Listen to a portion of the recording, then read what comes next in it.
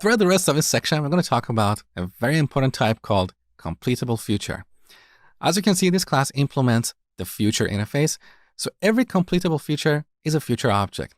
Now, the reason this is called Completable Future is that with this, we can explicitly complete a future object.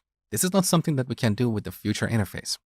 Now, this class also implements another interface called completion stage.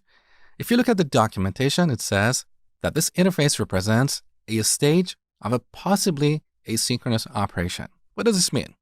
Well, in the real world, quite often an asynchronous operation involves many steps. For example, we may call a remote API to get some data. That is one step. Then perhaps we want to transform that data into a different structure. That's another step.